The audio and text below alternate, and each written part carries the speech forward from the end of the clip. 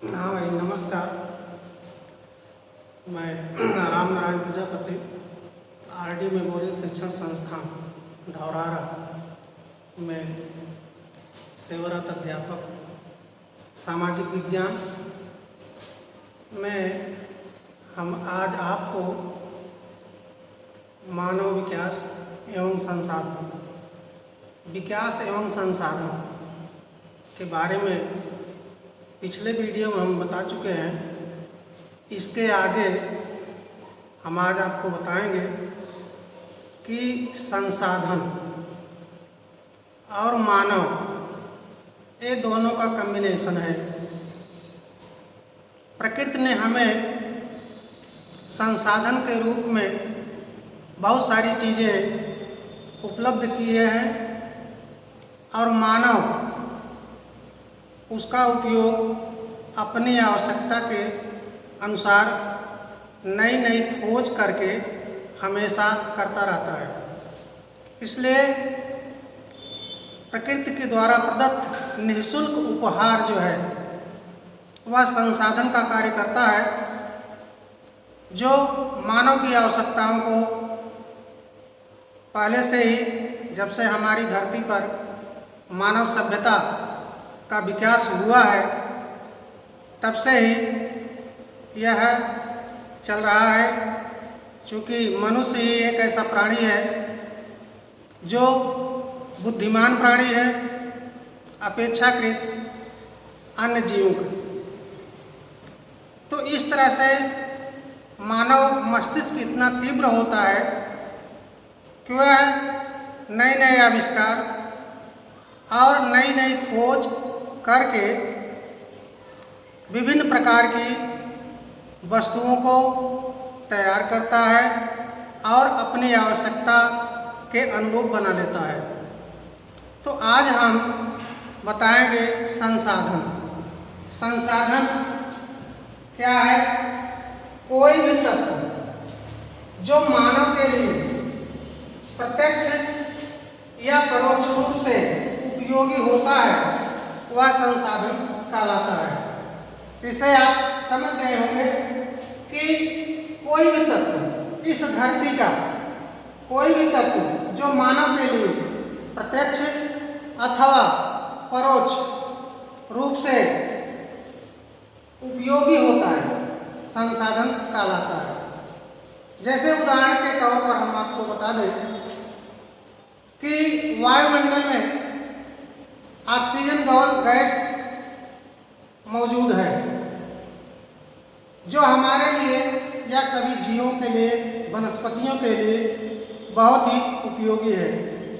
लेकिन इसी वायुमंडल में बहुत सारी गैसें भी मौजूद हैं जो हानिकारक भी हैं। लेकिन हम ऑक्सीजन का महत्व इसलिए अधिक देते हैं कि चूँकि वह हमारे उपयोग की चीज़ है, स्वास्थ्य के लिए, पेड़ पौधों के स्वास्थ्य के लिए, जीवों के स्वास्थ्य के लिए, सबके लिए। तो अभी ऑक्सीजन जो हमें प्राप्त हो रहा है वह हमें प्रकृति ने निःशुल्क रूप से दिया है। इसको किसी मानव ने नहीं बनाया, प्रकृति ने दिया है। लेकिन उपयोग कौन करता है? इस जगत के सभी प्राणी, चाहे वह मानव जाति हो या अन्य वनस्पति जाति हो, अन्य जीव हो, सभी। तो इसी तरह हम आपको बता रहे हैं कोई भी तत्व जो मानव के लिए या परोक्ष रूप से उपयोगी होता है संसाधन कहलाता है। अब इसकी अगली कड़ी में हम आपको बताएंगे संसाधन विभिन्न प्रकार के होते हैं। मानव के लिए तो उपयोगी होता है, लेकिन ये संसाधन विभिन्न प्रकार के होते हैं। जैसे संसाधनों के प्रकार में सबसे पहले हम बांटते हैं उसको उत्पत्ति के आधार पर।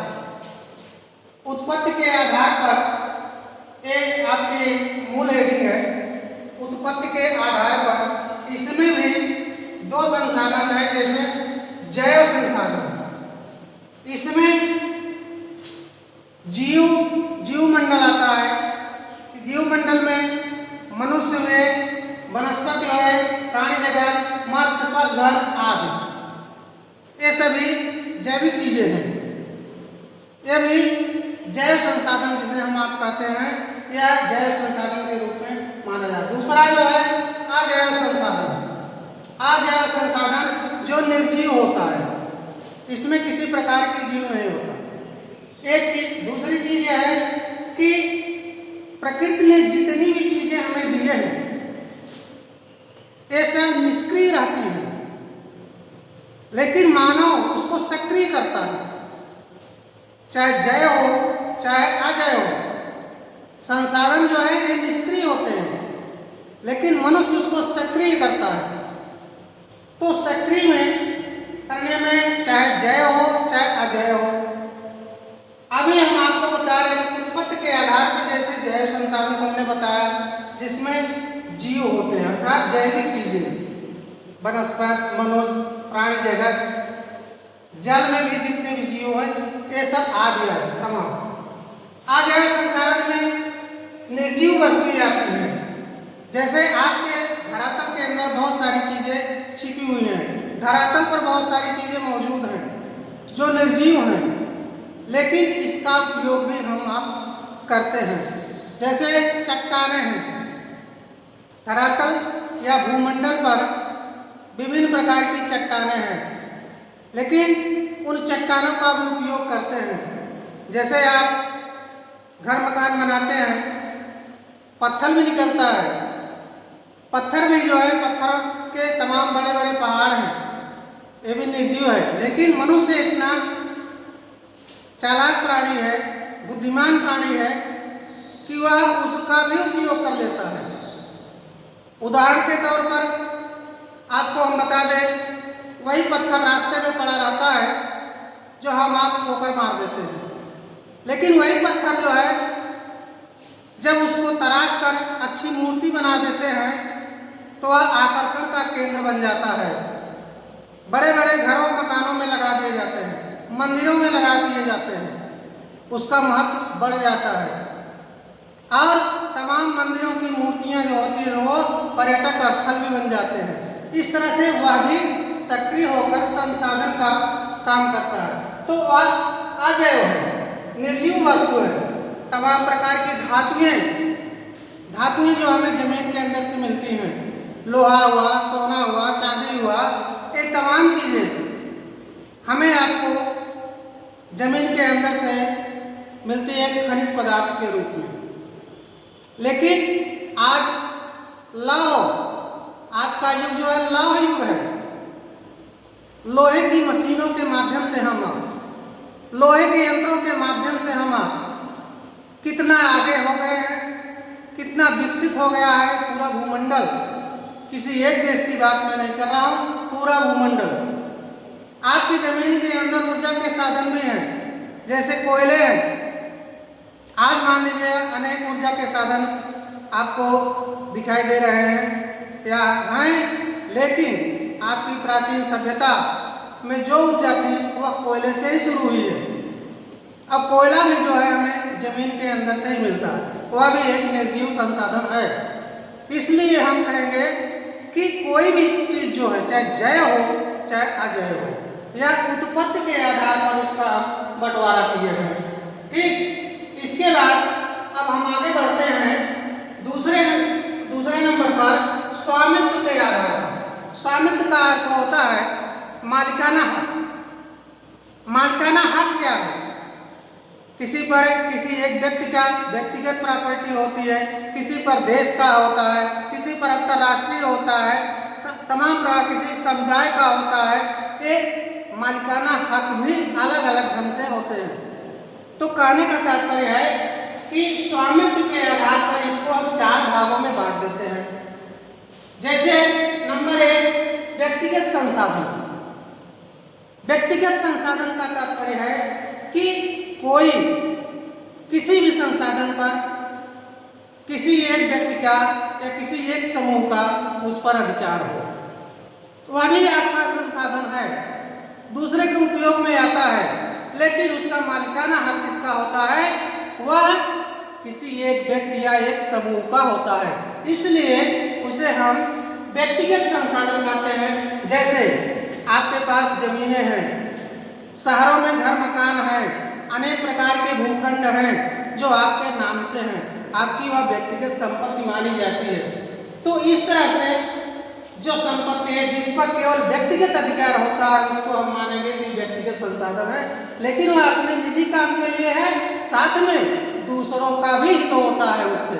जैसे किसान के पास अपनी भूमि भले होती है, मालिकाना हक उसका है, लेकिन उससे पैदा होने वाली अनेक चीज़ें, अनेक खाद्यान्न, अनेक प्रकार की वस्तुएं यह भी किसान तैयार करता है, लेकिन मार्केट में बेचकर दूसरे की आवश्यकताओं को पूरा करता है।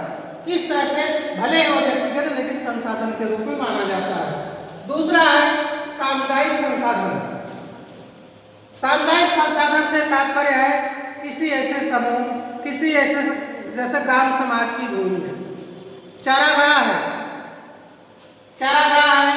शमशान भूमि है, तालाब है, सार्वजनिक पार्क है, खेल का मैदान है, यह भी आपका संसाधन है। कहने का तात्पर्य है कि चारागाह ग्राम सभा की संपत्ति होती है, ग्राम समाज की संपत्ति होती है। कहने का तात्पर्य उस पर सरकार का अधिकार है, लेकिन वह किसी एक विशेष गांव या किसी एक विशेष समूह या किसी एक विशेष समुदाय की संपत्ति होती है, उसे माना जाता है, लेकिन वह भी संसाधन का कार्य करती है। चारागाह है, उदाहरण के तौर पर चारागाह है, किसी गांव में चारागाह की भूमि छूटी हुई है तो उस पर आपके गांव के पशु ही जाकर चरेंगे, इसलिए वह पशुओं की जीविका का एक साधन होता है चारागाह। शमशान भूमि का तात्पर्य है मरने के बाद व्यक्तियों को कहीं न कहीं ले जाया जाता है, उसके भी एक रिजर्व लैंड होते हैं कि आप वहीं पर उसको दफना सकते हैं, वहीं पर उसको जला सकते हैं, वहीं भी उसके अंतिम संस्कार की सारी क्रियाएं कर सकते हैं। वह भी एक समुदाय की चीज़ होती है, एक समाज की चीज़ होती है। तालाब हुआ, तालाब से अनेक प्रकार के कार्य होते हैं, आपका मत्स्य पालन भी होता है, साथ में सिंचाई का काम भी होता है, लेकिन वह किसी एक व्यक्ति की चीज़ नहीं होती है, लेकिन वह भी आपके उपयोग की चीज़ है। इस तरह से हम कहेंगे तालाब, चारागाह, शमशान भूमि, सार्वजनिक पार्क, खेल का मैदान। आप देखते हैं आजकल स्वास्थ्य के लिए खेल का मैदान भी होना है, तमाम प्रकार के लोग जो है अपना खेल भी करते हैं, मनोरंजन भी करते हैं, पार्क में जाकर बैठते भी हैं। तो इस तरह से भी संसाधन जो हैं एक सामुदायिक होते हैं, इस पर किसी एक व्यक्ति का अधिकार नहीं होता है। तीसरी चीज है, आपको हम बता दें, राष्ट्रीय संसाधन। राष्ट्रीय संसाधन का तात्पर्य है कि इस पर आपके पूरे राष्ट्र का अधिकार होता है, उस पर किसी एक व्यक्ति का नहीं। ये सार्वजनिक चीजें हैं, सबके उपयोग की चीजें हैं, सब उपयोग करते हैं, और हमें आपको चाहिए भी राष्ट्रीय संपत्ति की क्षति न करें, चूंकि वह हमारे लिए बहुत ही उपयोगी है और किसी एक राष्ट्र की संपदा भी होती है।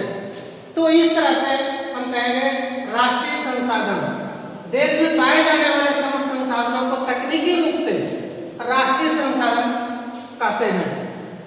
देश में पाए जाने वाले समस्त संसाधन को तकनीकी रूप से राष्ट्रीय संसाधन कहते हैं। जैसे उदाहरण के लिए सड़कें, नहरें, रेल मार्ग, समस्त खनिज पदार्थ, जल संसाधन, वन और वन संसाधन आदि, ये क्या है? ये आपकी राष्ट्रीय संपत्ति है। सड़क बनी है किसी एक व्यक्ति विशेष के लिए नहीं, ये आवागमन का साधन है, इस पर हम भी चलते हैं, आप भी चलते हैं, और देश के नहीं, जो भी आपके देश में आते हैं विदेशी लोग, विदेशी नागरिक भी उस पर चलते हैं। लेकिन ये है क्या? ये राष्ट्रीय संपत्ति है।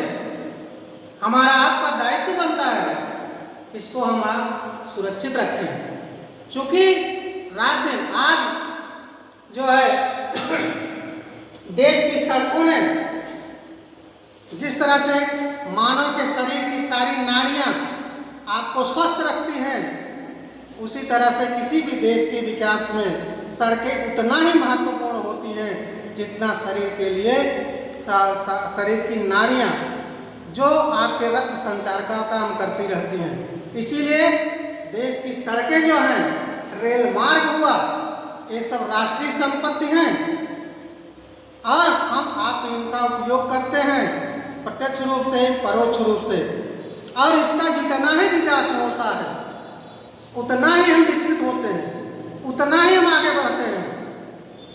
और आज हम बढ़ रहे हैं, आने वाली पीढ़ी भी बढ़ेगी, इसलिए हमारा आपका दायित्व बनता है कि उसको सजो कर रखें और उसका क्या अर्थात उस पर अधिकार जो राष्ट्र का होता है। सड़कें हुई, नहरें आज के बहुत साल पहले तालाबों से सिंचाई होती थी, कुओं से सिंचाई होती थी, तो आपके देश में खाद्यान्न दूसरे देशों से मंगाना पड़ता था।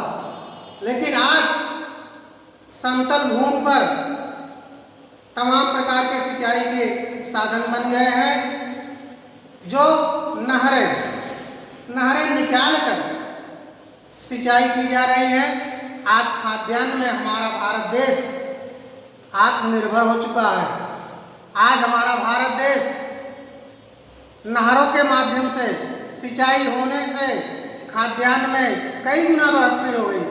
आज हमारा देश खाद्यान्न दूसरे देशों को निर्यात कर रहा है, लेकिन है क्या है? ये राष्ट्र की संपत्ति है, हमारी आपकी व्यक्तिगत नहीं है। जबकि ये नारें निकलती हैं तो हमारे खेतों से जाती हैं, हमारे भूखंडों से जाती है, लेकिन इसका उपयोग भी हम करते हैं। तो इसलिए चाहे रेल लाइन हुआ, चाहे सड़कें हुई, चाहे नहरें हुए, तालाब हुए, ये वन एवं वन संरक्षण। आज सबसे महत्वपूर्ण चीज ये है कि वन धीरे धीरे विनाश के कगार पर हो गए हैं। इनकी क्षति हम आप कर रहे हैं, इसलिए कि हमारी आवश्यकताएं दिनों दिन बढ़ती जा रही हैं। वनों को काटकर हम खेत बना रहे हैं और धीरे धीरे प्रदूषण भी बढ़ रहा है। लेकिन वन जो है राष्ट्रीय संपत्ति है, हमारा दायित्व बनता है कि वनों की हम सुरक्षा करें। भले ही मुझे एक पेड़ की आवश्यकता है, लकड़ी की आवश्यकता है या किसी भी चीज़ की आवश्यकता है, तो एक पेड़ काटते हैं तो 10 पेड़ लगाओ ना, क्यों नहीं लगाते हो?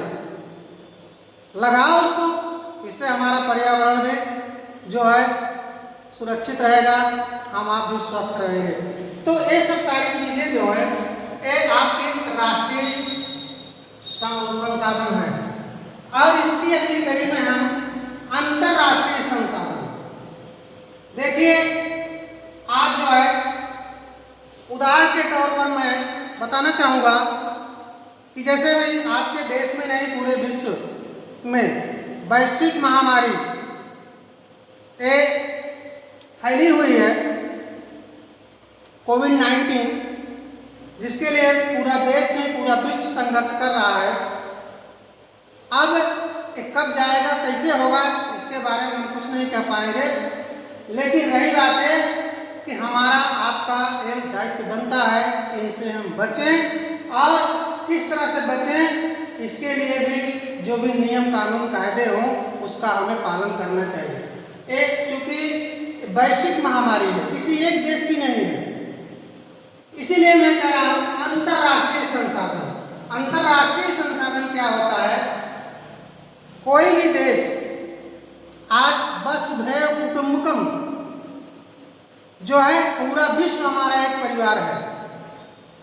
यदि हम कहें कि नहीं हम अपने राष्ट्र की ही संपत्ति को सजो के रखेंगे, इससे ही हमारा काम चल जाएगा, तो यह संभव नहीं है। क्योंकि एक देश दूसरे देश पर निर्भर रहता है। किसी न किसी मामले में एक देश दूसरे देश की सहायता भी करता है, दूसरे देश से सहायता लेता है। एग्जाम्पल के लिए मैं आपको बता दूं, जैसे आपके देश में पेट्रोलियम का अभाव है, यह पेट्रोलियम हमें दूसरे देशों से लाना पड़ता है, आयात करना पड़ता है। आयात कर रहे हैं तभी हमारे देश में आवागमन के साधन, यातायात के साधन इतने तेज है। अगर हम कहें कि नहीं, यदि हम दूसरे देश से पेट्रोलियम ना मंगाएं और अपने देश से खाद्यान्न दूसरे देशों को ना दें, तो ऐसा कैसे हो सकता है? ऐसा नहीं हो पाएगा। इसलिए अंतर्राष्ट्रीय चीज़ों को भी हमें ध्यान देना पड़ता है।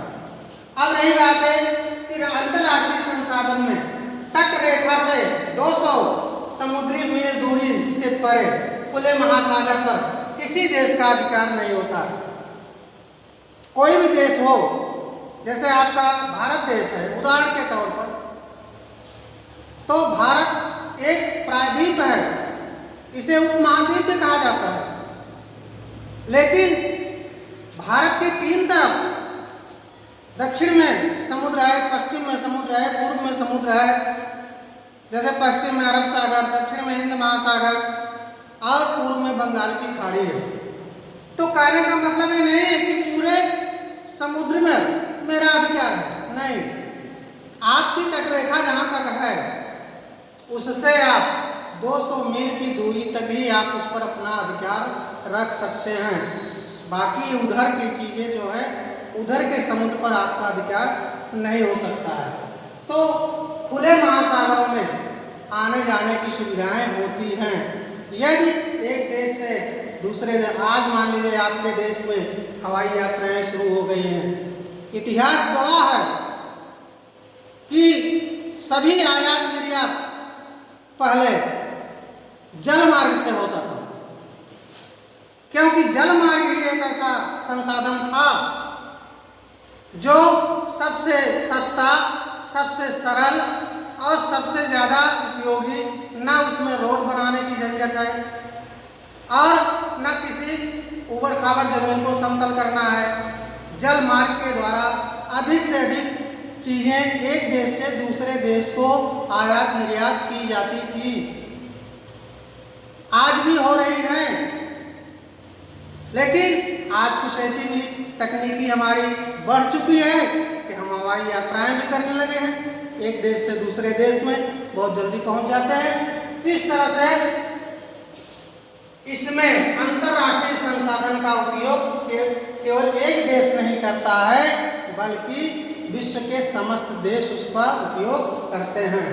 चलिए इसके अगली कड़ी में हम बताते हैं तीसरे नंबर पर विकास के आधार पर संसाधन। विकास के आधार पर संसाधन जो है, इसमें सबसे पहले संभावी संसाधन। संभावी संसाधन का तात्पर्य होता है कि मौजूद है, प्रकृति ने मुझे दिया है, लेकिन अभी तक वह सुरक्षित है, उसका उपयोग हम नहीं कर पा रहे हैं। इसलिए नहीं कर पा रहे हैं, कभी उसके बारे में खोज नहीं कर पाए कि इसका उपयोग हम कैसे करेंगे। लेकिन है वह संसाधन, आपके यहाँ वह संसाधन मौजूद है। जैसे ऐसे संसाधन जो किसी प्रदेश में विद्यमान हो परंतु उसका उपयोग नहीं किया। जैसे भारत के पश्चिमी भाग में, पश्चिमी भाग के प्रदेशों में, जैसे आपका राजस्थान हुआ और उसके बाद गुजरात हुआ, यहाँ पर भी संसाधन मौजूद हैं। चूँकि राजस्थान में प्रायः वह क्षेत्र थोड़ा सा मरुस्थलीय है, वहाँ पर तेज हवाएं चलती हैं, धूल भरी आंधियाँ चलती हैं, ये तो हानिकारक है। लेकिन वहाँ भी संसाधन वह मौजूद है, उसका उपयोग हम अभी आप नहीं कर पा रहे हैं, लेकिन आने वाले समय में उसका उपयोग कर लेंगे। जैसे पवन और सौर ऊर्जा, यह जो है व्यापक संभावना है। इसका उपयोग हम सौर ऊर्जा के रूप में पवन ऊर्जा तैयार की जा सकती है और धीरे धीरे उससे हम अनेक कार्य कर सकते हैं, किंतु अभी तक हम उसका उपयोग नहीं कर रहे हैं।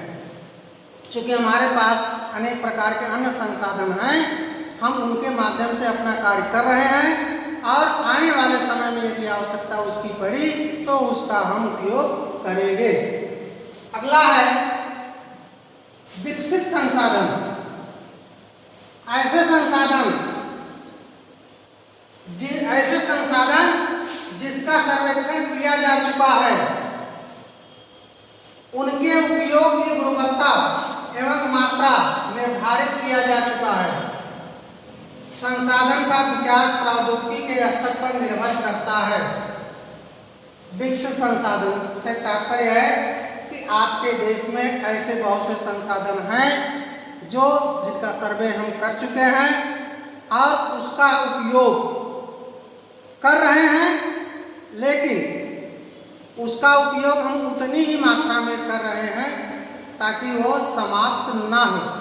चूँकि उसका एक आंकड़ा मिल चुका है हमें कि यदि इसका हम अधिक से अधिक उपयोग करेंगे तो निश्चित रूप से एक दिन यह समाप्त हो जाएगा। उदाहरण के तौर पर जैसे कोयले का सीमित भंडार है।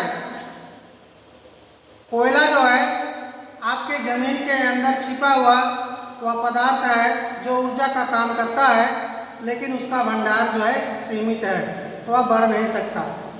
लेकिन उसका सर्वे हो चुका है, उसका अनुमान लगाया जा चुका है कि हमें कितनी मात्रा में उसका उपयोग करना है। इसके विकल्प में मुझे और कुछ ढूंढना है ताकि यह एकाएक समाप्त हो जाएगा तो हम इसके विकल्प के रूप में दूसरी वस्तुओं का उपयोग करना प्रारंभ कर देंगे। इसलिए यह विकसित संसाधन है, लेकिन प्रौद्योगिकी के रूप में उसका धीरे धीरे तकनीक करके उसका प्रयोग हम आप करते हैं। तीसरा है भंडार। भंडार से तात्पर्य है कि आपके यहाँ बहुत सारी चीज़ों का भंडार है। पर्यावरण में उपलब्ध ऐसे संसाधन जो मानव की आवश्यकताओं को पूरा कर सकते हैं, लेकिन उपयुक्त प्रौद्योगिकी के अभाव में बहुत से ऐसे संसाधन हैं जो आपके धरातल पर मौजूद हैं, हमें भी पता है, परंतु उसका उपयोग क्यों नहीं हो रहा है? क्योंकि उसके प्रौद्योगिकी के अभाव में, तकनीक के अभाव में, लेकिन उसका भंडार है हमारे पास।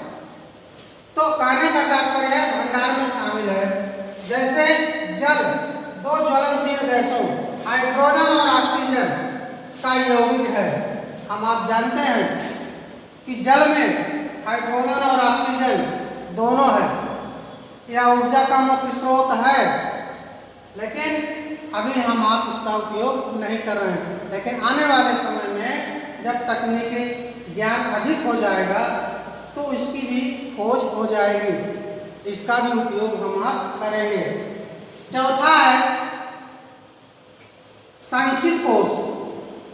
यह संसाधन भंडार का एक हिस्सा है जिन्हें तकनीकी ज्ञान की सहायता से प्रयोग में लाया जा सकता है, परंतु इनका उपयोग आरंभ ही नहीं हुआ। जैसे उदाहरण के तौर पर नदियों का जल, वन, मतलब कहने का मतलब यह है कि प्राकृतिक संसाधन हमारे यहाँ बहुत से मौजूद हैं। जैसे नदियों का जल है, नदियों के जल में जगह जगह पर बंधे लगाकर हम तमाम प्रकार की परियोजनाएं तैयार करते हैं। इससे विद्युत भी तैयार होता है, सिंचाई का काम भी होता है, लेकिन हमारे यहाँ ये सब मौजूद है। तो वह जो होता है संचित कोष है, हमारे यहाँ वह संचित कोष के रूप में है। हाँ देखिए बच्चों, अभी आज हम इतना ही बताए हैं। इसकी अगली कड़ी में हम अगले वीडियो में फिर से प्रसारित करेंगे और हम यह उम्मीद करेंगे कि बच्चे जो हैं प्राय लापरवाही ना करें, विशेष करके कक्षा 10 के बच्चे इनको देखें, पढ़ें, समझें। यदि उन्हें किसी प्रकार का प्रश्न करना हो, कुछ पूछना हो, तो आप कमेंट के माध्यम से आप पूछ लीजिए, मैं आपका उत्तर दूंगा। धन्यवाद।